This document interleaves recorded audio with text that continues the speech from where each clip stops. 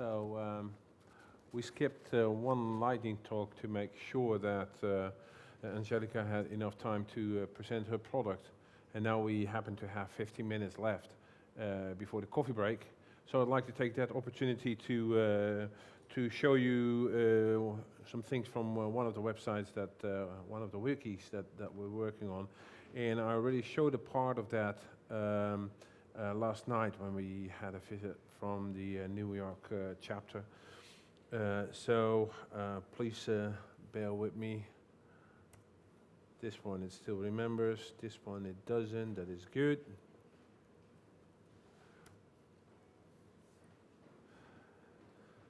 So this is our usual thing.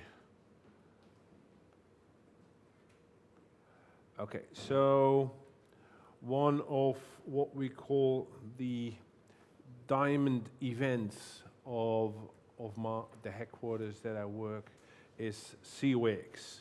CWIX, Coalition Warfare Interoperability Exercise. It is a setup where military from different nations test interoperability of the systems. It's been going on for over a decade with instances in US, UK, Japan, and NATO ran a separate one. The NATO one is the one that we're responsible for. It's a big exercise where hundreds of people from tens of nations come together with hundreds of systems, hook them up together in a time span of 2 to 3 weeks, and do thousands of test cases to make sure that everything connects and that messages and data is able to be passed between those systems, that they comply to standards, etc., etc. That whole administration used to be taking place on paper, in forms. The forms had to be processed. It was an enormous administrative burden. Plus, it took months before we were able to get the details of the results of the actual testing and produce a report. Since this year, we put that into a wiki. It seems to go fine. And already in the preparation of all those test cases, we've proved that now, for instance, we can produce handbooks with test case descriptions per nation, right? Until now, we gave them all a phone book thickness of paperwork, and they had to skim through that and find something where their flag appeared. So, oh, this must be something that we have to work with. Oh, there's a test case from another nation, but we signed up for that one. Now we can just customize these things. Now, so yay, wiki, semantics, great.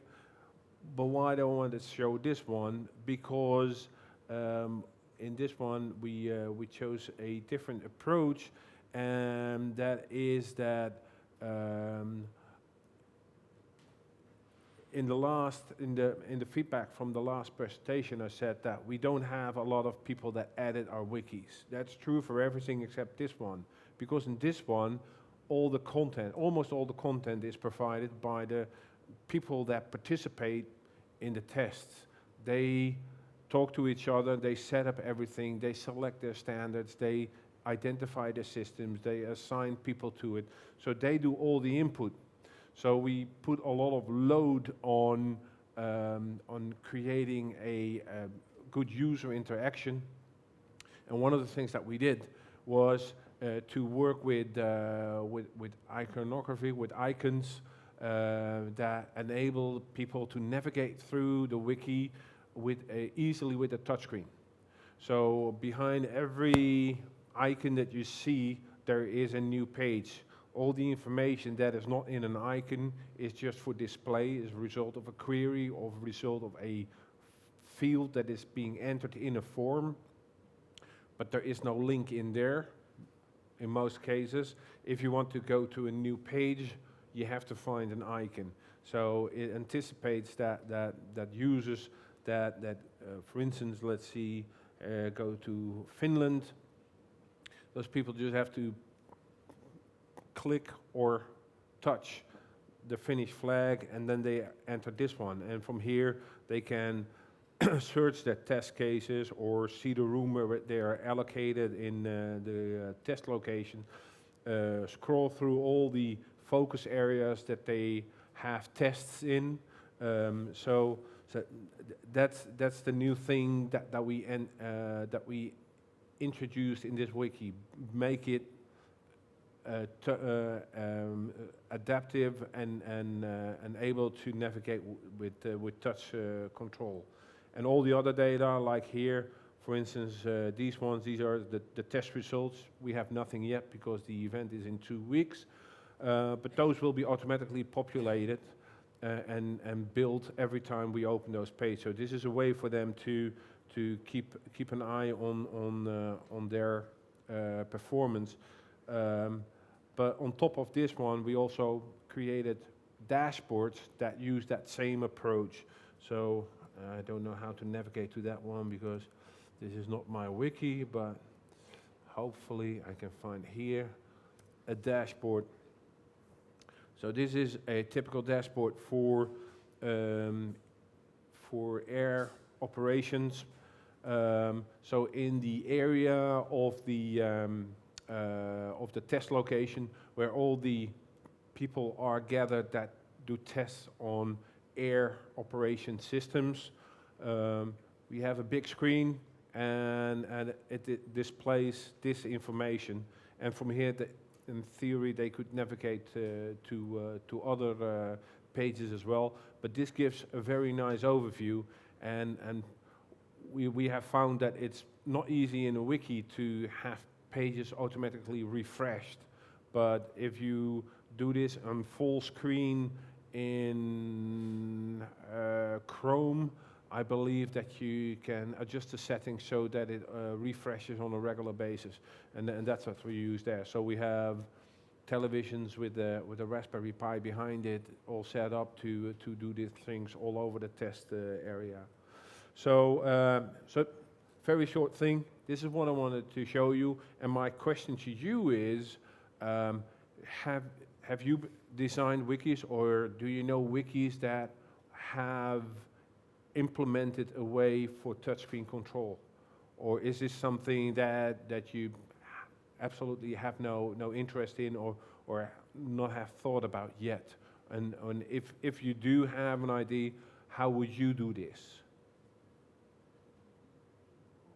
Anyone?